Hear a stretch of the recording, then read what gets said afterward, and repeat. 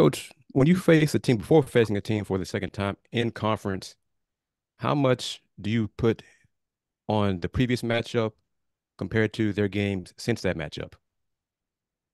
Well, it's not a matter of putting emphasis on anything. You go back and see what they did to hurt you and see some things that you did that might have been successful. You watch what they're doing now to see if there's any differences, and you prepare and go play the game. Thank you, Chris. We'll go to Greg Bailey with KTRK TV. Greg, please go ahead. Kelvin, good morning. You talked to us so many times as you built the program about being excited for your players to be able to earn the right to experience some of the things that they've experienced throughout the years. Where does playing in front of a packed house at Fertitta Center and the environment that's become, where does that kind of fit in? Yeah, well, we don't take it for granted um, because we see it every time we go to somewhere else, and whether we go, we've I don't know how many road games we've played, six maybe. Um, what's our conference record? How many conference games we played? 8-3. He played 11. 11. So I think we played six on the road, five at home. When you sell out every game, it's that means that you've had sustained success. And we've been selling out every game around here for a long time.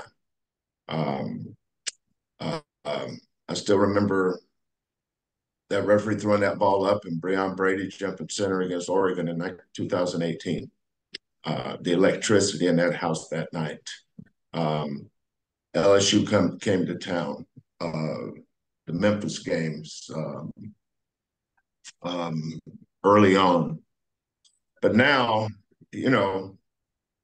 5 years in, our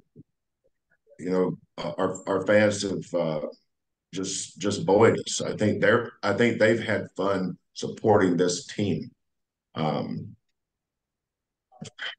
don't know what I know we haven't lost a home game this year. I can't remember how many we've won in a row. I don't know a lot about that stuff, but every game we play in here is electric, and our fans have answered the bell. They've given us the home court advantage that BYU had, or Texas had, or Cincinnati had, TCU had, Iowa State had. That's the beauty of this league.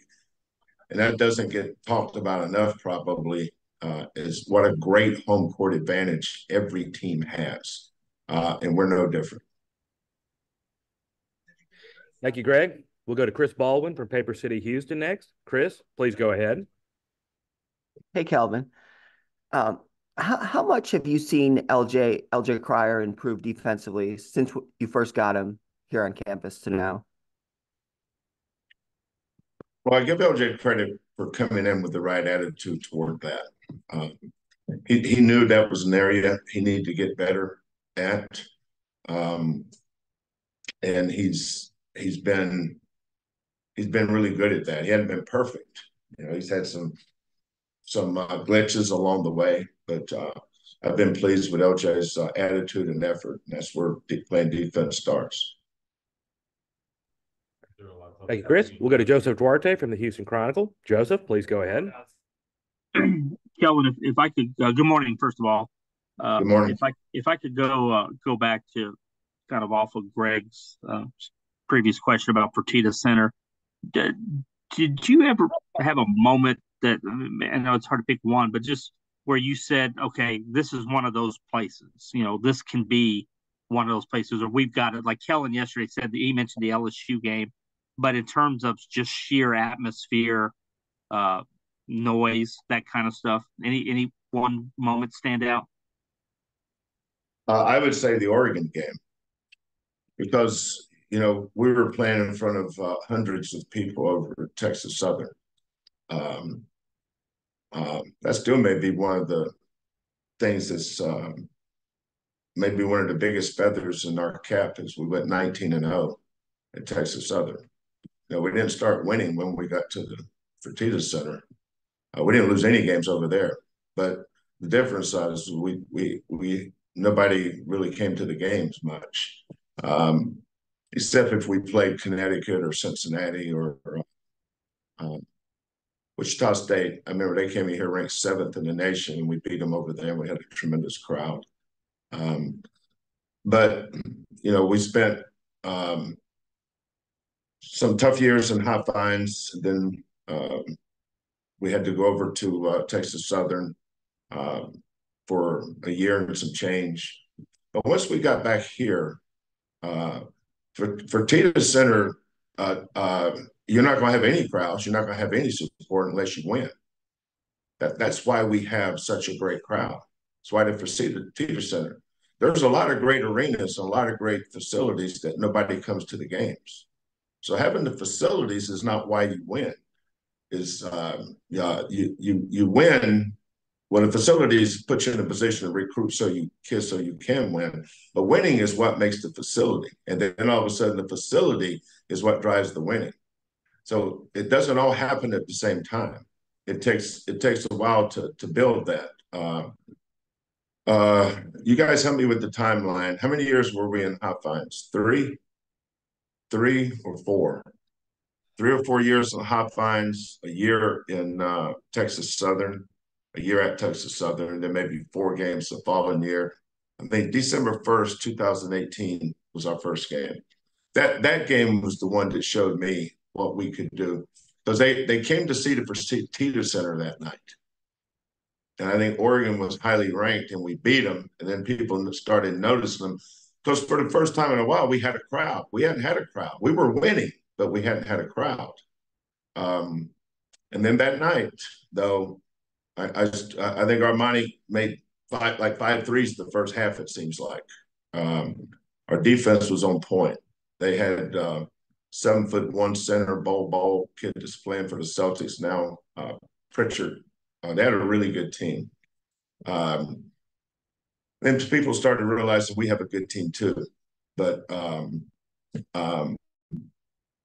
I still, my heart always starts beating a little faster when I walk down the steps to go down to the floor. And I don't take it for granted. It's hard to win a game at this level, especially in this league.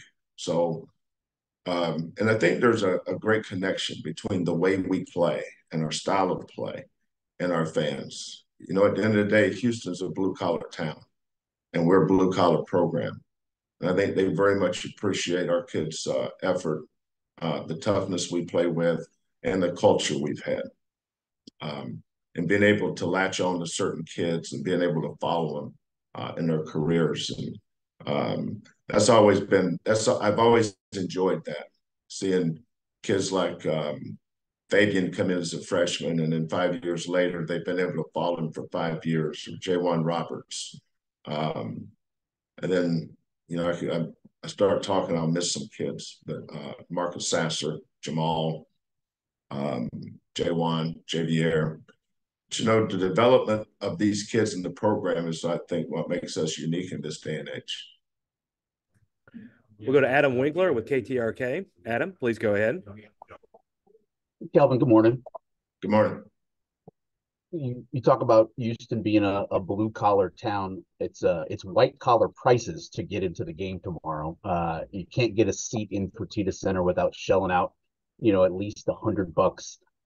You talk about not taking that for granted. I wonder, what you think that says about this fan base wanting to go and see you guys, and also wondering what or who you would pay top dollar to go see, Coach.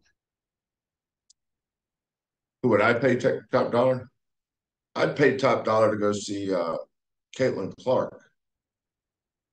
I like her. She's fun to watch. When you have somebody that's on a level like that has that much courage and freedom and talent, and I don't care whether it goes in or not, but it probably will, and it usually does, type player. I'm just in awe of her. But, don't focus on the game tomorrow with the crowd and the prices. It's been like that around here for a long time. Thank you. We'll go to Chris Baldwin again from Paper City. Chris, go ahead.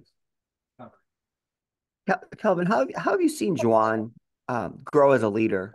And is his leadership different than Jamal's? I always talk to our guys about having a clean closet. You can't lead if you got clutter in your closet, man. I don't let you lead. You know, I think if you're not one of the hardest workers, if you're not one of the first guys there, if you're not one of the last guys to leave, then you're a phony. I don't let guys like that have a voice in this program. The head coach always drives the culture, and whoever's leading in this program is because they've been developed to lead. You don't just become a leader because you're the point guard or you're the best player or whatever. I've had some of my worst leaders on some teams I've had were those guys because they didn't have the ability to do that. But Jaywan was one of the more naive kids. Now JoJo's challenging him for that spot when it comes to leading and being part of a culture. Not because they're not great kids, it's just because it's just their personalities. Jaywan's had the benefit of being around his position group, with Kellen running that position group, great leaders. Reggie Chaney, he never got enough credit for being a great leader. Reggie was a great leader. So was Justin Gorham. One of the best leaders we've had here is Fabian White. Josh Carlton evolved from June to January and February, where he became a leader. But, it requires buy-in, and the program has to be more important, and winning has to be more important than your statistics. That's why a lot of kids can't lead. They're more worried about individual stuff than they are team stuff. A leader has to be selfless. He has to be more. The only statistic that should matter to great leaders is making sure I'm doing everything I can to put us in the best position to win a game. And Jaywan's really evolved in that role, and he has no ego. I watch his touch with Sedlot, Jacob McFarland, JoJo. He took those kids under his wing way back in June, and I can still see him in Sydney or Melbourne or Cairns, Australia, during a game or after a game, pulling those guys aside and showing them some mistakes they made, but here's how we can correct it. So the character of our kids is second to none. They're such great kids, and I'm so blessed to be able to work with guys that care more about winning than they do individual success, and that's always been part of our secret sauce. We'll go back to Greg Bailey, please. Go ahead, Greg.